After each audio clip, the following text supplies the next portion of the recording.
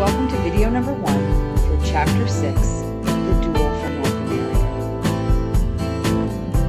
France finds a foothold in Canada. France was a latecomer in the scramble for the New World real estate. It was convulsed by foreign wars and domestic strife during the 1500s. It was involved in clashes between Roman Catholics and Protestant Huguenots. On St. Bartholomew's Day, 1572, over 10,000 Huguenots, men, women, and children, were butchered in cold blood.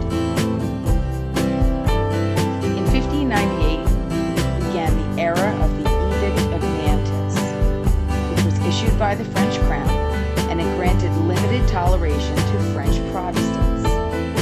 France blossomed as a result, led by brilliant ministers and by King Louis, who reigned for 72 years. Faithfully, for North America, he took a deep interest in overseas colonies. In 1608, the permanent beginnings of a French empire were established at Quebec. Efforts were led by Samuel de Champlain, who was termed the father of New France. He established friendly relationships with Huron Indian tribes and entered into a treaty with the Huron against the Iroquois tribes of the upper New York area. Map 6.1 shows France's American empire at its greatest extent in 1700. You can see that British colonial claims are along the eastern seaboard. The French claims are in green along the inner part of North America and Canada, and then Spanish claims are in the area of Mexico, the southwestern part of what would eventually be the United States, and in the Caribbean. The government of New France and Canada finally fell under direct control of the king. This regime was almost completely autocratic. The people elected no representative assemblies, and they did not enjoy the right to trial by jury, as in the English colonies. The population of Catholic New France grew slowly. In the late 1750s, only 60,000 or so whites were in New France. Landowning French peasants had little motive to move to North America. French Huguenots were denied a refuge, and the French government was in the process of favoring its Caribbean islands. New France contained one valuable resource, which was the beaver. European fashion setters valued beaver pelt hats, and colorful coureurs de bois trapped beavers. They littered the land with scores of place names, such as Baton Rouge, which means breadstick, Terre Haute, which means highland, and Des Moines, which means sunlocks. French voyageurs recruited Indians into the fur business. The Indian fur flotilla that arrived in Montreal in 1693 numbered 400 canoes. Many of these Indians were decimated by the white man's diseases and by alcohol consumption. The mass slaughter of beavers violated many Indians' religious beliefs and caused major ecological damage. Map 6.2 shows the fur trading posts in North America during this time period. To serve the needs of European fashion, fur traders pursued beaver for more than 2 centuries over the entire continent of North America. Catholic missionaries named Jesuits tried to save Indians from Christ and from fur travelers. Some suffered torture by Indians. They had a few converts but did play a vital role as explorers and geographers. Other explorers sought neither souls nor fur, but the empire to block English and Spanish expansion. French explorers, such as Antoine Cadillac, founded Detroit, which was called the City of Straits. Robert de La Salle floated down the Mississippi in 1682, where it mingles with the Gulf of Mexico. He named the interior basin Louisiana after Louis XIV. He failed to find the Mississippi Delta, landed in Spanish Texas, and in 1680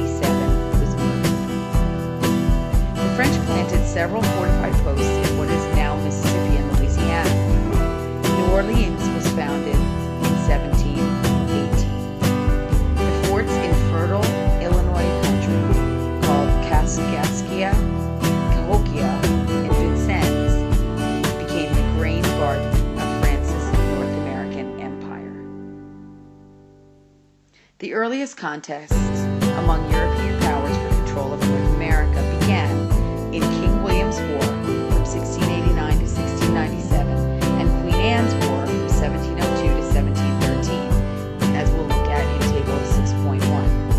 British colonists fought French coureurs de bois in both of these conflicts. Indian allies ravaged Schenectady, New York, and Deerfield, Massachusetts, as we'll look at in Map 6.3.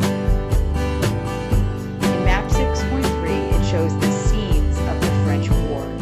The arrows indicate French and Indian attacks. Schenectady was burned to the ground in the raid of 1690, and in Deerfield, Massachusetts, which was a New England frontier town, one of the bloodiest confrontations happened. Invaders killed 50 inhabitants and sent more than 100 others fleeing for their lives into the winter wilderness.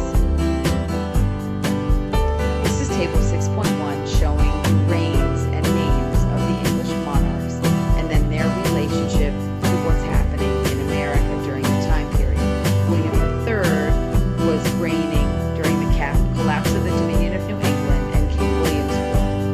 Queen Anne was reigning during Queen Anne's War, and then George I during the period of salutary neglect, which we'll talk about soon. George II, when Georgia was founded, and during King George's War and the French-Indian War, which we'll be discussing in the next video. And then George III during the American Revolution, which we'll study in future lessons.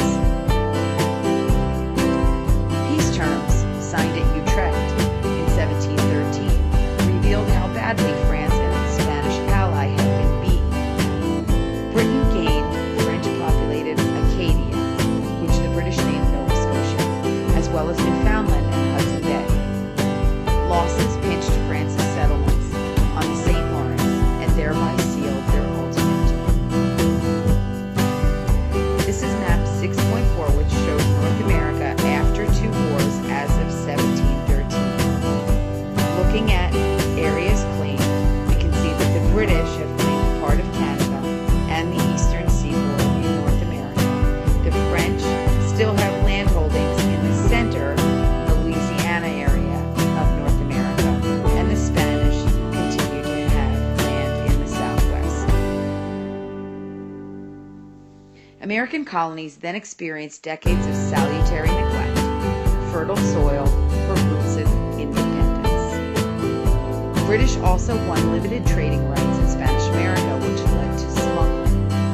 The British captain Robert Jenkins had one ear sliced off by a Spanish official, which led to the War of Jenkins' Ear in 1739. The War of Jenkins' Ear merged with the larger War of Austrian Secession in Europe, which is shown in Table 6.2, which was called King George's War in America. So basically, all of these wars that are happening throughout the globe between France and Spain and Great Britain are over colonization, and they're playing out in other areas of the world, and the conflict will move to North America as well. New Englanders, with the help from the British Navy, captured Louisburg, which commanded the St. Lawrence River, but was still returned to France by the Treaty of 1748, so France was still clinging to its vast holdings. This is a table showing